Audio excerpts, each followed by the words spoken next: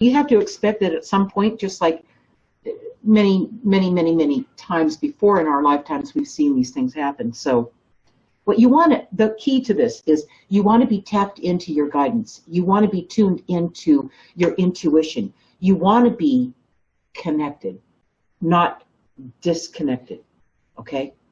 And anytime that you're disconnected, you're going to come from fear. You're going to come from doubt. When you're connected, you're going to come from a place where you get quiet and peaceful, and you make that connection, and you reconnect with your guides, and you bring both worlds together, okay? And now you are empowered. That's what the spiritual meaning of any event brings to you. It brings you back your power and your ability to take action and get out of harm's way, all right? That's what this is all about. And it's through your guidance that you have that advantage, all right? Okay, Kathy, you left a comment, and you talked about we either make the choices that we are being led to make willingly, or they will be made for us. That's so true. And I got to tell you that when you willingly decide to take action, okay, you bring through that energy, that guidance that you came in with, that's always with you, and you align with it by stepping out of the fear and doubt, all right? And you open up and you write down what they're telling you, what you're feeling, what feels like something that is superior to what you know, okay? Something that you had a dream, or you got the insight when you were driving to work or to the grocery store, or just daydreaming. You got this subtle insight that could literally save your financial house in a situation like this global market correction and how it affects you. Your power in the situation is to make the connection and stay connected, all right? So if you feel like you can't move forward and harness the guidance that's there for you, trying to get through to you, Kathy, start writing. Start using your journal. Start writing in part 3 about what you're feeling, about the guidance you got when you were going to the grocery store, or when you were daydreaming, or when you were taking a shower, or washing your hands, or doing something mindless, driving somewhere a lot of times. And write it in your journal, because your guides haven't gone anywhere. It's only when we go into fear and we don't know what to do and we're confused that we miss it, okay? But when you get in that car and you turn on your great songs you love and you just relax, your guides can come through. Just open that channel, okay? All right, Kathy. A crash, a market crash, all the wordage that's used to describe a market moving down is designed to scare you. It's a crash, it's declining, it's breaking down, all the things you wouldn't want to happen to you. Or it's telling you to hang in there. It does both. One side will say one thing, one side will say another. So now you're caught in between, like, who do I believe? You know who you believe? You believe this right here, Kathy. You go back to the source. You go back to your guidance, the connection you have. All right, that's what you go back to. And if you feel nervous, I just want you all to know, if you feel nervous about anything, pull back, pull out, okay? So that you can begin to see, if you're an alcoholic, I just have to say it like this. Being sucked into the stock market is like being addicted, all right? You don't think of it like that. You think, well, no, I'm not addicted, Linda. I'm prudent. I've got it. I've got my retirement, and I've got my, and I've been told to do this, and this is how everybody else is doing it. Your logical reasoning mind will argue with this, okay? And this, if it feels stress on it, it moves away from it. It doesn't go into the stress because it can't perform under stress.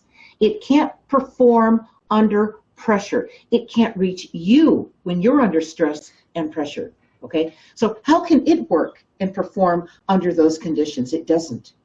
This is guidance. This is who you were before you got here. This is how it really works. This will throw you off track. Sometimes you get lucky, you know? I mean, that's about all this is. But over here, you are even. You're not emotional in emotional turmoil and letting this consume you, all right? So sometimes you have to just not go to the bar, you know, the alcoholic, the drug addiction or whatever. You just have to cut it all out and just go, okay, I can't see it. I'm so pulled into this that I can't see it. That's when you're really in trouble. That's when the only thing you can do is get away from it, push it away, and get yourself back. Start breathing again. Start doing things that are physically healthy for you again, mentally healthy, spiritually healthy for you again. Sleep better when you're not all caught up in this, all right? I know you do. So once you do that, you automatically, the byproduct of that is the connection to your guides. It's an automatic byproduct, all right? When you make this connection, now you get those answers. When you're driving to the grocery store, when you're sleeping at night, when you're in the shower, when you're washing the clothes or sweeping the floors or whatever the heck you're doing, now it can reach you because you're not consumed by this. So that's the downside. No matter if it goes up or down or what it's doing, there comes a point when it's too risky. What you laid down on the table and what you have left, you can't afford to lose. Right. Go ahead, Ray. And this falls right in line with Joy's question. She's concerned about the money she's been invested for her older years. The economy makes me feel that all I have saved to get me through my golden years will disappear. Do I have to worry about this? It's the same answer. If you are worrying about it or you're thinking about it, then you're positioned wrong. Right, exactly. Right now, at this moment, if you're feeling that, not thinking, I'm not talking about thinking. That's different. That's thinking things goes on over here. I'm talking about feeling it, okay? When you feel that uneasiness, you're too far in. Right. Okay, go ahead, Ray. And the fear is what keeps you in. There's even a word for it. This. FOMO, fear of missing out. People who are That's an addiction. Right, that's an addiction. It's fear of missing out. Oh, I've got all my money and I got to do something with it. I got to do something. Well, why don't you save it? Why don't you slow down and breathe and get your lifestyle, your finances, your cost of living, your life under control. Finally under control. When you finally get your life under control, you get your finances under control, you're back in balance again. It may not look impressive to somebody else, your lifestyle, but you can breathe and you can sleep at night. All right, that's what's important. Now this connection becomes stronger and you're stronger moving forward. You're making more sense. Okay?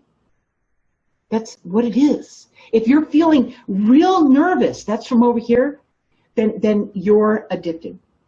You're addicted, you're pulled into it, and you can't see it when you're in it. You got to pull it out. You've got to pull out of that and cut it out, okay? And sober up. Now, I'm not talking about you being an alcoholic or a drug addict. I'm saying it's the same euphoria. It's the same feeling. It's the same addiction. It's that same draw and that pulls you in. All right. It's the gambling addiction. It totally is. It's like and Ray knows this so well. All the experts. Okay, you hear the market's crashing. Okay, but you hear all the experts on whatever channel you want to listen to. They all start to say the same thing, and they don't know which way it's going to go. The market can either go three ways: up, down, or sideways. That's it. But when it tends to go down in a panic, it goes down a lot. Markets fall 3 times faster than they go up. Did you hear that? 3 times faster. Say that again. Markets tend to fall 3 times faster than they go up. That's too much. That's like an elevator just going. Whoosh. If you feel that, if you can't handle that hit financially, if you can't take it, you can't stay in something just because you've been convinced to stay there, just because it's been good for 10 years. Yeah, or you've been conditioned. That's what I'm saying. You've got to have that nest egg for retirement. You've got to be That's what I mean. Diversified. You have to be this. The key that'll give it away is when you listen to the talking heads on TV about the finances. They all start to say the same thing. They'll use phrases like, well, we're cautiously optimistic. Well, wait a minute. Which one is it? Are you cautious or are you optimistic?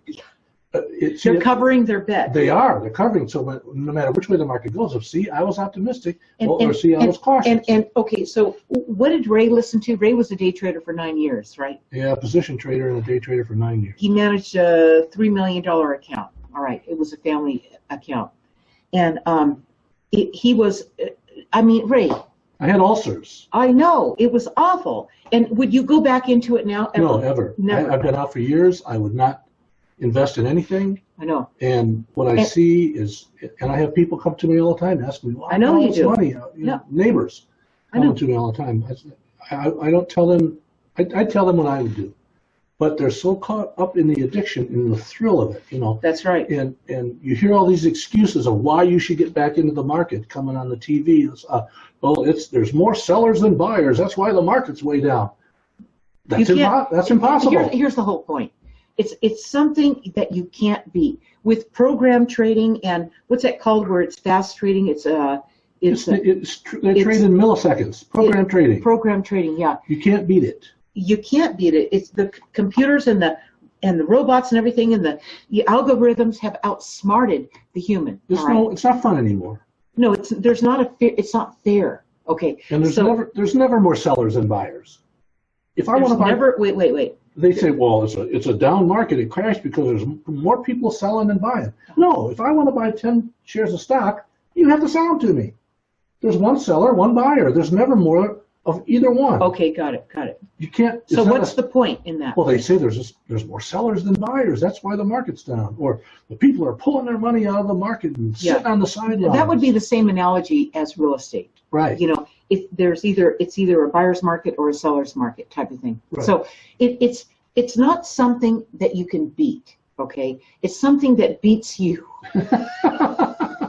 So when you feel like you're pushing it too far, you can't afford any losses, you can't afford to make a mistake, get out. Be the observer. What it means is you are overextended and you need to become the observer. Right. And just watch what's going on and not give in to the FOMO, the fear of missing out on something. Because what you're missing out on most likely is a big lesson. Yeah, true. And it's the best thing I've ever felt, you guys, I talk about it in Guided, is when the guides moved me to get out of a situation, get into a situation when the opportunity was there, and get out before it all fell down, before the cards all went down, right? Because ever since we've been in this lifetime, in these baby booming times, I'd say, in our generation mostly, it's been a radical up and down, roller coaster ride. Economically, wouldn't you say, Ray? Yeah. It has been for you and for me and everybody. So, this goes back to, centuries. The Roman times. The times when everything, many times in our past, where we're back again, replaying this out again, the merry-go-round, chapter 1. Where we're all on this merry-go-round playing this out again, and we need to get a handle on our greed. That's really what it comes down to.